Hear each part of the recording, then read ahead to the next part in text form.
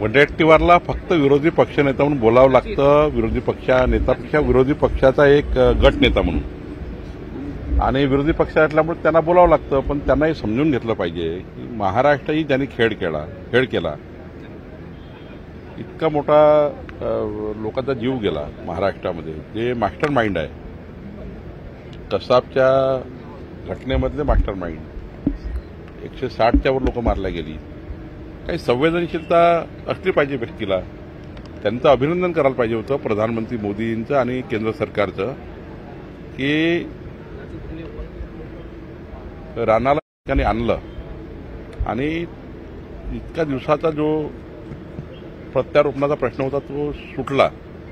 खरं तर एक दहशत निर्माण झाली महाराष्ट्र देशाबद्दल या आतंकवाद्याच्या मनात, की बाबा भारत देशामध्ये ही क्षमता आहे की जगातल्या कुठल्याही देशाच्या पाठीवर आम्ही लपून बसलो तरी भारत शोधून काढेल, भारत देश आपल्याला शिक्षा देईल. असा जो एक भारताबद्दलचा जो एक मोठा संदेश आहे, तो संपूर्ण अतिरेकी आणि हे जे षडयंत्रकारी आहे, आतंकवादी आहे, पाकिस्तानी आतंकवादी यांच्या मनात जाईल. कारण शेवटी हा केंद्र सरकारचा मोठा प्रयत्न आणि सक्सेसफुल प्रयत्न आहे. आतापर्यंतच्या देशाच्या इतिहासामध्ये ही नोंद घेणारी घटना आहे की आपल्या देशाची छळ, मुंबईची छळ, छिन्नविछिन्न करणारे, आपल्या जनतेला छिन्नविछिन्न करणाऱ्या लोकांना धुणून आणलं.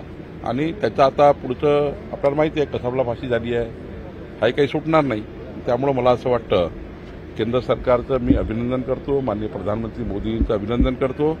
विजय वडेट्टीवार हे विरोधी पक्षात असल्यामुळे त्यांना बोलावं लागतं, बोलले असते. CEN न्यूज, देश प्रदेश की ताजा तरीन खबरों के लिए CEN न्यूज को सब्सक्राइब करें और रहें पल पल की खबर से हर पल बाखबर.